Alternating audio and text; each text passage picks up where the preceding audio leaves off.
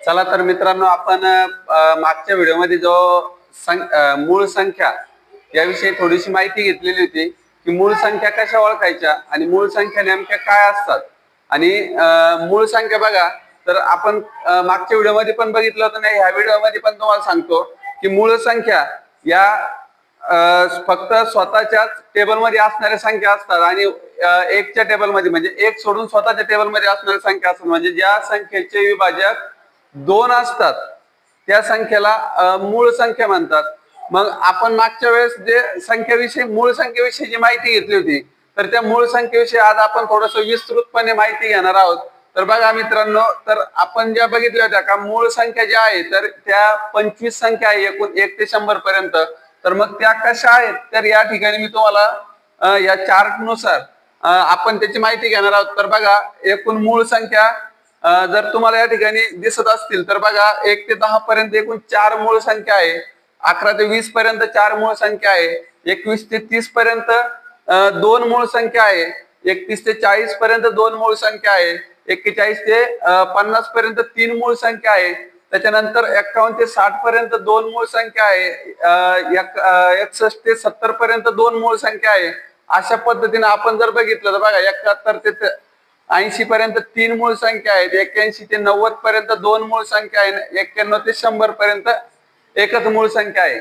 म्हणजे बघा, तर हे बघण्यामागचं कारण असं की आपल्याला परीक्षेमध्ये असा प्रश्न येतो की एक्झाम्पल बघा, तर 51 ते 60 पर्यंत किंवा 51 ते 60च्या दरम्यान किती मूळ संख्या आहे.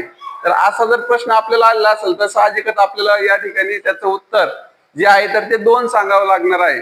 किंवा असा प्रश्न असतो की 51 ते 60 दरम्यान येणाऱ्या मूळ संख्येची बेरीज किती.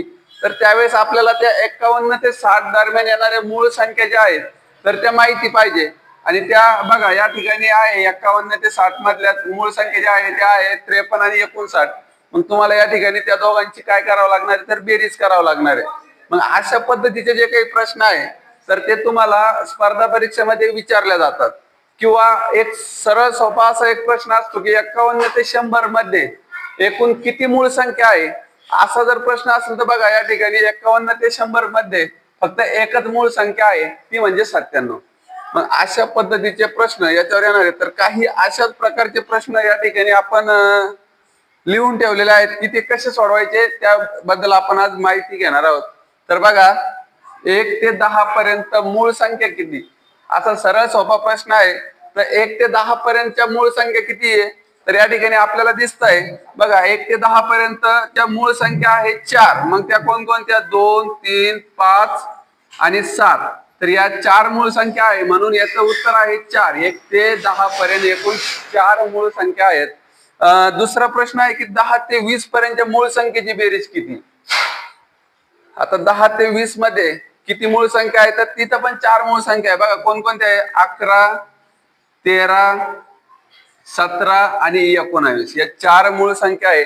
मग याची जर बेरीज केली तर बघा, 11 आणि 19 20 होतात, 13 आणि 17 20 होतात, 20 आणि 20 होतात 40. म्हणजे 10, 11 ते 20 दरम्यान एकूण ज्या 4 मूळ संख्या आहेत त्यांची बेरीज होते 40. म्हणजे 11 ते 20 पर्यंत मूळ संख्येची बेरीज आहे 40. अशा प्रकारचा तुम्हाला प्रश्न येणार आहे आणि त्या प्रश्नाचं उत्तर आपल्याला अशा पद्धतीने सोडवायचं आहे. आता तिसरा प्रश्न बघा, या ठिकाणी दिला आपल्याला 1 ते 20. 1 ते 20 या संख्येमध्ये मूळ संख्येची टक्केवारी किती.